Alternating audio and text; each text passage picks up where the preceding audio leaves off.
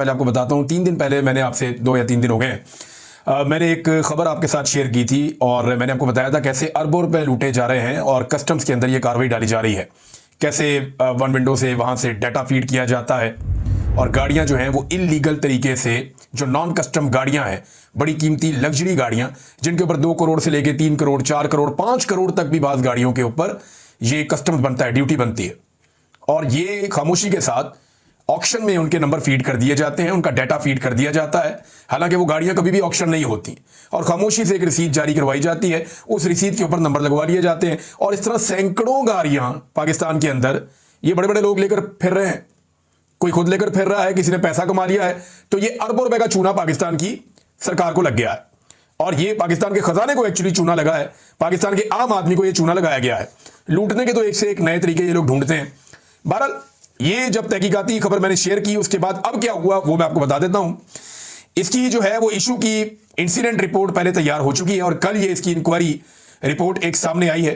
ये मैं आपके सामने पेपर शेयर भी कर रहा हूं और इसके मुताबिक एक 24 और एक 31 ये मिलाकर बन जाती हैं 55 गाड़ियां लग्जरी, उनकी अभी तक पकड़ हो गई है। ये इब्तदाई तौर पर अभी तक जो चीजें सामने आई है, कुछ 34-35 दफ्तर हैं जहां पर जाली डाटा फीड हो सकता है और होता है। उनमें से सिर्फ एक दफ्तर से जो रिपोर्ट आई है, इब्तदाई रिपोर्ट में सिर्फ एक दफ्तर से 55 के करीब ऐसी गाड़ियों का डाटा पकड़ा गया जो गाड़ियां कभी भी ऑक्शन नहीं हुई, यानी 2 नंबर गाड़ियां पाकिस्तान में मंगवाई और उनकी ऑक्शन भी नहीं हुई और खामोशी से जाली डॉक्यूमेंट बनवा के कस्टम के उनको वहां से एक्साइज में देके वहां से नंबर लगवा के गाड़ियां लीगल कर दी। तो अब तक 55 गाड़ियों का डाटा पकड़ा गया है और फौरी तौर पे जो ऑक्शन के मामला की जो फीडिंग है वो बंद कर दी गई है कि अब गाड़ियों के नंबर फीड ना किए जाए। अच्छी बात यह है कि सिस्टम को रोक दिया गया, इंक्वायरी खुल गई है। ये अरबों रुपए की करप्शन है जो अभी तक पकड़ी गई है, यानी ये जो गाड़ियां 55 पकड़ी गई हैं ये भी अरबों के मामला आते हैं। अभी सैकड़ों गाड़ियां मैंने आपको पहले बताया था, वो तफसीलात सामने आएंगी। ये पाकिस्तानी खजाने को नुकसान हो रहा था। अगला स्कैंडल इसी के साथ जुड़ा हुआ कंटेनर्स का, वो बहुत जल्दी मैं आपको दूंगा। पहले ये वाले स्कैंडल में जरा थोड़ा 1-2 दिन अभी और लगेंगे, सारी चीजें बाहर आ जाए, पता चल जाए किस किसने कितना माल खाया और कैसे किया। मैं पहले आपको ये स्कैंडल दूंगा, फिर जब ये स्कैंडल पकड़े जाएंगे इनकी इंक्वायरी रिपोर्टें आपके साथ शेयर करूंगा और फिर आपको ये भी बताऊंगा कि इनके अंदर मुलव्विस कौन है और उनकी शक्लें भी पूरी कौम को दिखाऊंगा कि किस किसने किस तरह पैसा बनाया है। ये शक्लें मैं आपके सामने रखूंगा और ये पैसा बाहर पाकिस्तान से कैसे ये लोग मुंतकिल करते हैं, कैसे अपने और अपने खानदान के लिए ये सिस्टम को बाहर लेकर जा रहे हैं, ये चीजें आपके सामने रखूंगा। तो ये एक मेरी एक्सक्लूसिव एक स्टोरी थी जो मैंने आपके साथ शेयर की, उस पर पहला एक्शन हुआ, वो भी मैंने आपके साथ शेयर कर दिया। अब आए नाजरीन एक और चीज की तरफ। देखिए, नून लीग जो कहती है ना वो कभी करती नहीं। इन्होंने कौम को ट्रक की बत्ती के पीछे लगाया कि हम इनकलाबी बन गए, एक दफा नहीं 4-5 दफा लगाया, 400-500 दफा ये लेट गए। वो जैसे ही कौम इनकलाब के पीछे लगती है ये पॉलिश पकड़ के जूते के पीछे लग जाते हैं। तो इन्होंने हमेशा पॉलिश पकड़ के, जूता पकड़ के ये इक्तदार के अंदर आ गए, किसी तरह भी तस्मों के साथ लटक लटक के। अब पहले नून लीग कहती थी, जो भी कहती है कायम नहीं रहते। ये पहले कहती थी बार बार इमरान खान को अपने बेटों को लेकर आओ, अपने बेटों को लेकर आओ, उनको तहरीक के अंदर शामिल करो। अगर आप पाकिस्तान के अंदर कोई तहरीक चलाना चाहते हो तो जरा ये मरियम नवाज का स्टेटमेंट सुने, आपको समझ आएगी कि ये लोग कैसे गिड़गिड़ की तरह रंग बदलते हैं। ये सुने आप। तो अपने बच्चों को आपने लंदन में बिठाया हुआ है और कौम के बच्चों को आप कहते हैं कि ये जो लू के थपेड़े खाओ आकर। भाई अपने बच्चों को कहो ना कि आके लीड करें। कौम के बच्चों को जिनको आप सड़कों पे लाकर मार पड़वाना चाहते हो, मारना चाहते हो, उनकी फ्रंट लाइन पे अपने दोनों बेटों को खड़ा करो ताकि लोगों को पता चले कि आप किसी आजादी के लिए, इनकलाब के लिए मार्च कर रहे हो। ये मरियम नवाज के अल्फाज से और पूरी पीएमएलएन यही कहती थी। उसके बाद जो है हालात इतने बुरे हो गए कि इमरान खान साहब की पार्टी बार बार निकली, बात नहीं बनी। उनकी बीवी निकलती थी, उसको भी अंदर कर दिया, उनकी बहनें निकलती, उनको भी बार बार गिरफ्तार करते हैं। तो उनके बेटे भी तंग आ गए, उन्हें नजर आ गया पाकिस्तान में इंसाफ ही नहीं हो रहा। अब वो इंसानी हकूक की तंजीमों के पास जा रहे हैं, तो बरतानिया में भी मिल रहे हैं लोगों से, उन्होंने एक इंटरव्यू भी दिया है और राब्ते वाब्ते काफी अरसे से कर रहे हैं। बाज वकला के जो वकील आते हैं इमरान खान साहब के लिए आवाज उठाने के लिए, उसके पीछे भी इमरान खान साहब के बेटे होते हैं। बहुत सारे मामला में उनके बेटे जो है अपने बाप की मदद करना चाहते हैं और वो कोई सियासत में नहीं है, वो सिर्फ अपने बाप की मदद करना चाहते हैं। कोई भी गैरतमंद बेटा होगा या कोई भी बेटा जिसको अपने बाप से प्यार होगा, उसका बाप मुश्किल में आएगा तो वो अपने बाप को बचाने की, निकालने की, छुड़ाने की कोशिश करेगा और जब उसे पता होगा कि उसका बाप बेगुनाह है तो वो ज्यादा कोशिश करेगा। ये इमरान खान के बेटे कर रहे हैं, नॉर्मल चीज है, इसमें सियासत व्यासत कोई नहीं है। अब नून लीग हमेशा भाग जाती है ना। इन्होंने पहले कहा इमरान खान हुकूमत अपनी तोड़ दे, सूबाई हुकूमतें अपनी गिरा दे, असम्बलियां तोड़ दे, हम 3 महीने में इलेक्शन करवा देंगे। लेकिन फिर क्या हुआ, इमरान खान साहब ने जब असम्बलियां तोड़ दी तो पूरा साल इन्होंने इलेक्शन ही नहीं करवाया। ये बैठ गए मल मार के वहां पे खैबर पख्तूनख्वा में और पंजाब में कुर्सियों के ऊपर, यहां मोहसिन नकवी को बैठा दिया, उधर अपना बंदा बैठा दिया और लंबा चला दिया दोनों सूबाई हुकूमतों को। तो 1 साल इन्होंने, 1 साल से ज्यादा टाइम इन्होंने गुजार दिया। तो ये अपनी हर बात से मुकर जाते हैं। अब ये कहते थे इनकलाब अपने घर से शुरू होता है और अब कह रहे हैं जनाब कि इमरान खान के बेटे क्यों आ रहे हैं, उन्हें हम गिरफ्तार कर लेंगे। वैसे मुझे एक चीज़ की तस्हीह एक दोस्त ने की है और मैंने इसको रिसर्च भी किया, बल्कि अब वो बड़ा मज़ा आता है रिसर्च करने में। एक और बड़ी आसानी हो गई है कि आप ग्रॉक से पूछें और वो फैक्ट्स आपको कम से कम बता देता है। तो जिनके पास नाइकॉप होता है ना, गैर मुल्की यानी जो पाकिस्तान से बाहर पाकिस्तानी रहते हैं, अगर उनके पास पाकिस्तानी पासपोर्ट नहीं है तो ब्रिटिश या अमेरिकन पासपोर्ट पे वो पाकिस्तान आना चाहते हैं तो उन्हें वीज़ा चाहिए होगा। लेकिन अगर उनके पास नाइकॉप है तो फिर उन्हें वीज़ा नहीं चाहिए। और मुबैना तौर पे इमरान खान साहब के बेटों के पास नाइकॉप है। अब देखते ही हैं कि ये हुकूमत इमरान खान के बेटों को पाकिस्तान आने देती है, नहीं आने देती, क्या करती है। अगर नाइकॉप आपका एक्सपायर नहीं है तो फिर आप ट्रेवल कर सकते हैं पाकिस्तान में विदाउट वीज़ा भी, क्योंकि फिर आप उस मुल्क के शहरी होते हैं कानूनी तौर पर। तो नाजरीन, कल ये इमरान खान के बेटों को बुलाते थे, आज ये इमरान खान के बेटों से घबराते हैं। मुझे तो समझ नहीं आती है चाह क्या रहे हैं। और इमरान खान के बेटों ने कौन सी सियासत करनी, सारी दुनिया ही जानती है। वो बेचारे अपने बाप को सपोर्ट करना चाहते हैं कि हमारे वालिद के साथ ज्यादती हो रही है, कोई भी बेटा होगा वो खड़ा हो जाएगा आकर। अब उनको ताने दे रहे हैं कि जनाब ये मौरूसियत है। वो यार मौरूसियत वो होती है जब इमरान खान वज़ीर आज़म पाकिस्तान था तब उसके बेटे पाकिस्तान में आते और आकर लोशे लेते। जैसे नवाज शरीफ और शहबाज शरीफ जैसे इक़्तिदार में आते हैं, इनका सारा टब्बर पाकिस्तान पहुंच जाता है, वरना उससे पहले ये पाकिस्तान में रहते ही नहीं है, पाकिस्तान से बाहर रहते हैं। ये बड़ी बड़ी रवायती सियासी जमातें हैं, इनके बच्चे बाहर ही रहते हैं पाकिस्तान से, लेकिन जैसे ही इक़्तिदार में आते हैं पाकिस्तान पहुंच जाते हैं फौरन, लोशे लेने के लिए, मजे लेने के लिए, एंजॉय करने के लिए। इक़्तिदार, प्रोटोकॉल, ये वो सब कुछ। ये मरियम नवाज के बच्चे, बाकी सारे बच्चे इधर उधर लटरम पटरम, ये पाकिस्तान से बाहर सारे रहते थे। ये पाकिस्तान कब आए? जब इन्होंने इक़्तिदार के मजे लेने थे। तो जब ये इक़्तिदार में आ जाते हैं तो सारे पाकिस्तान में आ जाते हैं, उससे पहले ये पाकिस्तान से बाहर ही रहते हैं। अब इमरान खान साहब के बेटे जो हैं, उनकी ख्वाहिश के मुताबिक नून लीग की, जब उन्होंने कहा कि हम पाकिस्तान आएंगे तो अब इनके 14 तबक रोशन रहेगा, जी वो क्यों आएंगे? हालांकि उनके आने से मुझे नहीं लगता कि कोई बहुत बड़ा फर्क तब तक नहीं पड़ेगा जब तक अवाम नहीं निकलेगी। अवाम निकलेगी तो फर्क पड़ेगा, वरना नहीं पड़ेगा। लेकिन जरा खुल के बात कर लेते हैं पाकिस्तानियों के साथ, और मैं पाकिस्तानियों से डायरेक्टली मुखातिब हूं, मैं खुलकर बात कर रहा हूं। यानी मैं ये कोई ओला रखना ही नहीं चाहता कि मुझे कोई बैलेंस करना है या मुझे कोई अपना फलां चीज देखनी है या मैं इससे आगे बात कर सकता हूं या नहीं कर सकता। आपके साथ मैं पाकिस्तानियों के साथ खुलकर बात करता हूं। आप अपने दिल से पूछें इमरान खान जेल में क्यों है? क्या वो वजीर आजम बनने के लिए जेल में है? भाई वजीर आजम बनने के तो बड़े आसान रास्ते हैं, वो एस्टेब्लिशमेंट के साथ डील कर दे, वजीर आजम बन जाएगा। करना क्या होगा? सिर्फ एस्टेब्लिशमेंट को बुरा भला कहना छोड़ना होगा, जेल से बाहर आकर कुछ अर्सा चुप रहना होगा, और उसके बाद जब इलेक्शन मिले तो अच्छे बच्चों की तरह इलेक्शन लड़ना होगा, एस्टेब्लिशमेंट के लिए रूम क्रिएट करना होगा, पॉपुलर तो वो है, उसको वजीर आजम बना देंगे, वजीर आजम पाकिस्तान बन जाएगा। बड़ा आसान फार्मूला है। वो रास्ता मरियम नवाज ने कहा था ना, मुझे अच्छे से आता है। लेकिन इमरान खान उस रास्ते पे जा क्यों नहीं रहा? अगर वो आज भी वजीर आजम बनना चाहता है तो एस्टेब्लिशमेंट की राहदारी से बड़ा जबरदस्त रास्ता होकर गुजरता है, लेकिन उसके लिए उसको एस्टेब्लिशमेंट को क्लीन चिट देनी पड़ेगी, जो वो नहीं दे रहा। उसे फौजी एस्टेब्लिशमेंट की चाकरी करनी पड़ेगी, जो वो नहीं कर रहा। उसे कौम की आजादी वाली सोच भूलनी पड़ेगी, और अगले इलेक्शन में वो वापस आ जाएगा। लेकिन वो ये नहीं कर रहा, वो ये रास्ता नहीं चुन रहा। आप जरा सोचिए कि इमरान खान ये लड़ाई अपने लिए लड़ रहा है या पाकिस्तानियों के लिए लड़ रहा है? सोचिए जरा, सोचिए। इमरान खान ये सख्तियां अपने खानदान के लिए बर्दाश्त कर रहा है या अपनी कौम के लिए बर्दाश्त कर रहा है? सोचिए इसके बारे में। सोचिए कि इमरान खान अपने खानदान को सियासत में उतारना चाहता है। क्या उसकी आने वाली नस्ल पाकिस्तान में सियासत करेगी? देखिए, अपने खानदान को तो उसने खुद अपने फैसलों से मुसीबत में डाला हुआ है। इस वक्त खानदान के लोग जो है बार बार गिरफ्तार हो जाते हैं, आधा खानदान भागा हुआ है। जो लोग मौजूद हैं, खवातीन, वो भी गिरफ्तार हो जाती हैं। बीवी उसकी जेल के अंदर है, बेटे उसके अपने आप को मुश्किल में डाल के आएंगे। अगर आएंगे तो उनको पहले ही धमकियां लगाई जा रही हैं पाकिस्तानी हुकूमत की जानिब से कि आपको पकड़ लेंगे हम, या आपको बाजियाब करवाना पड़ेगा, आप गायब हो जाएंगे। और उसका भांजा भी जेल के अंदर है। यही पूरा खानदान या तो तितर बितर है, भागा हुआ है, या बेचारे मुश्किलात काट रहे हैं, सब छुपते फिर रहे हैं, या वो जेलों के अंदर है। तो इमरान खान ने अपने खानदान को तो खुद ही मुसीबत के अंदर डाला हुआ है, तकलीफ में डाला हुआ है। आप किसी भी पहलू से सोच लें, इमरान खान ने अपना सारा कुछ दांव पे लगाया हुआ है, हत्ता कि उसने अपनी जिंदगी को भी दांव पे लगाया हुआ है। क्या इससे इमरान खान को कुछ मिल सकता है? नहीं। इमरान खान ने अपनी कौम के लिए किया। इमरान खान एस्टेब्लिशमेंट से लड़ाई हारना नहीं चाहता, किसी कीमत पर नहीं हारना चाहता। इमरान खान ने अपने हालिया बयान में एक बात कही थी, जरा गौर करें इमरान खान ने क्या कहा। इमरान खान ने कहा कि मुझे अल्लाह रब्बुल इज्जत के बाद अपनी कौम पर भरोसा है कि वो मेरे लिए आएंगे, वो मेरे लिए निकलेंगे। ये इमरान खान को पाकिस्तानियों के ऊपर भरोसा है। इमरान खान को लगता है कि पाकिस्तानी इमरान खान के लिए जरूर आएंगे। हम सारे पता क्या करते हैं, हम एक दूसरे की शक्ल देखते रहते हैं। हमें ये लगता है कि मैं घर में बैठ जाऊंगा और मेरे लिए कोई और इनकलाब लेकर आ जाएगा। अगर इमरान खान भी यही सोच लेता ना कि पाकिस्तान को कोई और ठीक कर लेगा, और तो ये कौम इतनी बाशऊर ना होती। आज इमरान खान ने यह फैसला किया कि नहीं, मैं अपना रोल प्ले करके जाऊंगा। इमरान खान अपनी कौम से वफा निभा रहा है। साफ साफ बात यह है, क्या इमरान खान की कौम उससे वफा निभा रही है? यह सवाल लोगों को अपने आप से पूछना चाहिए।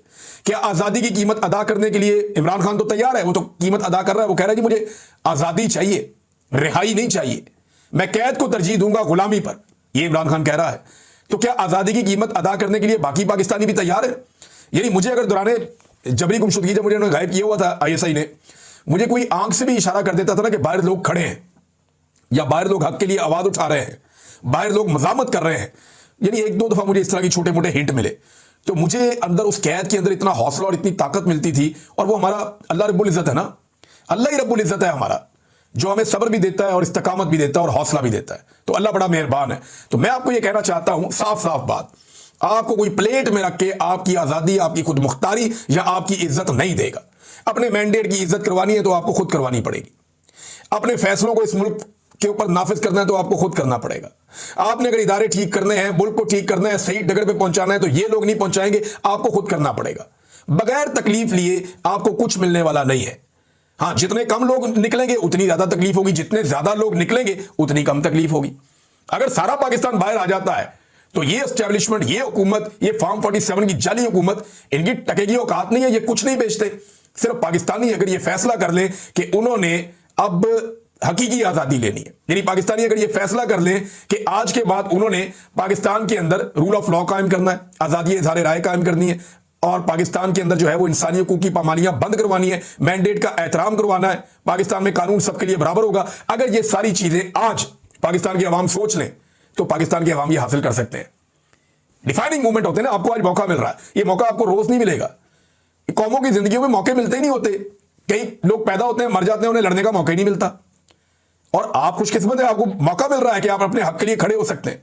बेशुमार लोग इस दुनिया में आए जिन्हें पूरी जिंदगी अपने हक के लिए खड़े होने का मौका ही नहीं मिला, वो जैसे आए वैसे ही चले गए। लेकिन इस वक्त जो हम लोग मौजूद हैं, हमें अपने हक के लिए लड़ने का मौका मिल रहा है। इस मौका को आप जाया भी कर सकते हैं और लड़के एक तारीख बना सकते हैं और अपने ऊपर फख्र कर सकते हैं। आपकी आने वाली नस्लें भी आप पे फख्र कर सकती हैं। बहरहाल मैं ये खुली खुली बातें करना चाह रहा था, मेरे दिल में थी, मैंने कर दी। अगले 48 से 72 घंटों में तहरीक-ए-इंसाफ कुछ बड़े फैसले कर लेगी। उनमें से कुछ फैसले पब्लिक किए जाएंगे और कुछ फैसले पब्लिक नहीं किए जाएंगे। ये बात आप ध्यान में रखिएगा, क्योंकि तहरीक-ए-इंसाफ अब सारी चीजें सामने नहीं लाना चाहती। कुछ चीजें वो सामने लेकर आएंगे और कुछ चीजें जो हैं वो ऐन मौके पर सामने आ जाएंगी। एस्टेब्लिशमेंट के अंदर भी खलबली मची हुई है, वो बार बार पता करना चाहते हैं, लोगों से रब्ता करते हैं कि आपको पता है कि क्या होने जा रहा है, अब ये क्या करेंगे, स्ट्रेटेजी क्या होगी, किस हिकमत अमली चलेंगे, कौन कौन से इलाके बंद करेंगे, कौन से ग्रिड हैं जो बंद कर देंगे, या कौन सी जगह है जिसको बंद कर देंगे, कहां कहां पे सप्लाई रोक देंगे। ये सारी चीजें जो है वो जानना चाहते हैं और इसके लिए बंदोबस्त भी करना चाहते हैं। अभी आपने देखा कि कबायली इलाकों के अंदर बड़े पैमाने पर जो है वो नकलो हरकत हुई है और कर्फ्यू लगा के वहां पे फोर्सेस को पहुंचाया गया है। तो बहुत सारी चीजें डेवलपमेंट हो रही है, दोनों तरफ से डेवलपमेंट हो रही है। पाकिस्तान तहरीक-ए-इंसाफ अब अगस्त के शुरू में एक बड़ी तहरीक खड़ी करने का इरादा रखती है। इमरान खान साहब ने ऑर्डर दे दिया है, देखना यह है कि लीडरशिप इसको किस अंदाज में आगे बढ़ाती है। अभी तक ग्राउंड पे एक्टिविटी उस तरह नजर नहीं आ रही। रावलपिंडी में कुछ लोग निकले और बड़े जोशो खरोश के साथ निकले, लाहौर में निकले, मुख्तलिफ जगहों पे आलिया हमजा, सरम जावेद, ये और कुछ खवातीन हैं जो जेलें काट कर आई हैं, कुछ दीगर लोग हैं, वो अपने तौर पर जोर लगाते रहते हैं। लेकिन जो मोमेंटम एक बनना चाहिए वो भी बनता हुआ दिखाई नहीं दे रहा। लेकिन जब मोमेंटम बनता है ना तो ये 4 दिन में बन जाता है, ये 4 दिन में 6 दिन में मोमेंटम बन जाता है जब बनना होता है। और ये बन सकता है। अगस्त के बाद इस हुकूमत के लिए मुश्किलात बढ़ सकती हैं और ये हुकूमत चाहेगी कि कम से कम ये वाली सर्दियां वो किसी तरह गुजार लें, उसके बाद फिर वो देखेंगे कि गर्मियों के बाद क्या करना है। लेकिन ये वाली सर्दियां हुकूमत के लिए बड़ी मुश्किलात लेकर आएंगी। नाज़रीन, इस साल भी पाकिस्तान में मायूसी इतनी ज्यादा है कि पहले 5 महीने में, जनवरी से लेकर मई तक, जनवरी, फरवरी, मार्च, अप्रैल, मई, इन 5 महीनों में 3.25 लाख से ज्यादा पाकिस्तानी पाकिस्तान छोड़ के चले गए। ये हुकूमत इस बात पे खुश है कि ओवरसीज पाकिस्तानी बाहर से पैसे भेज रहे हैं। और भाई बंदे ही इतने बाहर जा रहे हैं, जो बंदा बाहर जाएगा वो पैसे कमा के वापस भेजेगा ना। जो कर्जा वो लेके बेचारा गया वो उसने उतारना भी तो है। जो देखे ना, कोई 20 लाख से ज्यादा पाकिस्तानी पाकिस्तान से बाहर चले गए। अब जो गए उन्होंने पैसा कमा के पाकिस्तान भेजना है, क्योंकि जो पाकिस्तान से बाहर गया वो कर्जा उठा के गया। ज्यादातर गरीब लोग होते हैं बेचारे। अब उन्होंने पैसा वापस भेजना है, भेज के उन्होंने अपना कर्जा उतारना है। और हुकूमत जो है वो आदादोशुमार को अपने फायदे के लिए इस्तेमाल करती है। ये ब्रेन ड्रेन हो रहा है। आर्मी चीफ ने कहा था ये ब्रेन गेन है, लेकिन पाकिस्तान की जो एक रिपोर्ट है, इकोनॉमिक रिपोर्ट, उसके मुताबिक ये ब्रेन ड्रेन है। डॉक्टर्स मुल्क से जा रहे हैं, इंजीनियर्स मुल्क से जा रहे हैं, सरमायाकार मुल्क से जा रहे हैं, जो टेक्नोलॉजी को जानने वाले लोग हैं वो मुल्क से जा रहे हैं, आईटी एक्सपर्ट्स मुल्क छोड़ छोड़ कर जा रहे हैं। तो मुल्क से बड़े पैमाने पर नौजवान बाहर जा रहे हैं। 2,85,000 नौजवान तकरीबन 5 माह में मुल्क छोड़कर चले गए। यानी 1 महीने में लगभग कोई 60,000 नौजवान मुल्क छोड़कर चले जाते हैं। और ये ब्रेन ड्रेन लगातार होता जा रहा है। पाकिस्तान में बेरोजगारी की शिद्दत में भी लगातार इजाफा हो रहा है और यही वजह है कि हम आगे बढ़ने की बजाय पीछे की तरफ जा रहे हैं। आसिफ अली जरदारी के बारे में खबर आई थी, एजाज सैयद साहब ने दी थी, बड़े जबरदस्त जर्नलिस्ट हैं, बड़ी अच्छी खबरें उनके क्रेडिट पे हैं। उन्होंने कहा था जरदारी साहब को हटा दिया जाएगा, और कोई बहुत ताकतवर शख्सियत हो। पाकिस्तान में वैसी हर तरफ खबरें चल रही है, जनाब शायद आर्मी चीफ को बना देंगे कल को सदर, लेकिन वो तस्दीक कोई नहीं है, लोग चेम गोइयां चलती रहती हैं। लेकिन ये कहा गया कि आसिफ अली जरदारी को हटाने की खबर पे जो है वो उन्होंने खबर दी थी, लेकिन हर तरफ से तरदीद आ रही है। जरदारी साहब की पार्टी भी कह रही है कि जरदारी साहब मैदान छोड़ने वाले बंदे नहीं है, PMLN भी यही कह रही है, बाकी जमातें भी यही कह रही हैं। लेकिन ये खबर हो सकता है अपने अंजाम की तरफ ना जाए पूरी तरह, मगर कोई ना कोई खिचड़ी तो ऐसी जरूर पकी है। एजाज सैयद ने ऐसी खबर नहीं दी, ना वो ऐसी खबर देते हैं।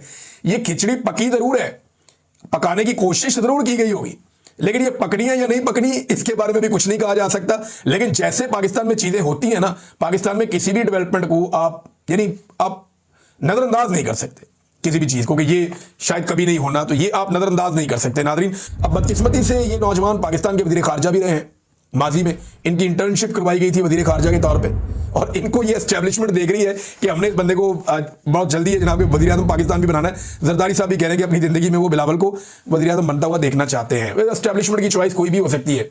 एस्टेब्लिशमेंट ने तो वो काकड़ साहब को पकड़ के जो है वो बना दिया था वजीर आजम पाकिस्तान, अंदाजा करें आप।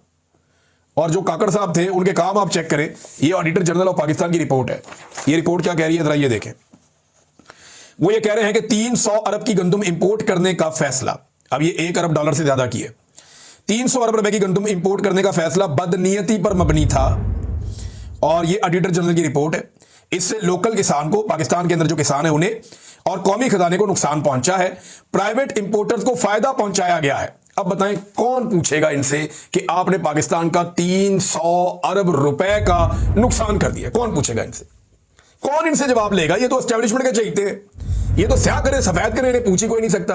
अभी चीनी स्कैंडल में जो इन्होंने हरकत की है, इस पे तो डूब के इनको मर जाना चाहिए, इनको तो हथकड़ियां लगा के जेलों में डाल देना चाहिए कि तुमने किया क्या। अच्छा, एक और चीज मैं आपको बताऊं जरा, ये बड़ी इंटरेस्टिंग चीज है। ह्यूमन राइट्स कमीशन ने मजम्मत की है हमारे 27 जो यूट्यूब चैनल्स हैं इनके ऊपर पाबंदी लगाने के हवाले से, और ये जो हुकूमत पाकिस्तान ने कार्रवाई डाली है इसके ऊपर उन्होंने मजम्मत की है ह्यूमन राइट्स कमीशन ने। और HRCP ने कहा कि आजादी ज़ाहिर राय की आईनी आज़ादी ना सिर्फ इनफरादी आज़ादी के लिए बुनियादी है, बल्कि यह हुकूमती एहतसाब को यकीनी बनाने, मुबाहिसे को फरोग देने और अवाम को मुख्तलिफ नुक्ता नज़र तक रसाई फराहम करने के लिए भी नागुज़ीर है। 27 यूट्यूब चैनल पर हालिया अदालती पाबंदी पर गहरी तशवीश का इजहार किया, जिनके मालिकान के खिलाफ हुकूमत ने मुमकिन क्रिमिनल कार्रवाई का इंदिया दिया। अब इस पर आपका जो स्टेट मिनिस्टर है ना दाखिला का, वो क्या कह रहा था ये आप सुने। हुकूमत के आप काम चेक करें। वो कह रहे हैं जी कि ये हम किसी को इजाजत नहीं दे सकते कि किसी के कत्ल का फतवा दे दे।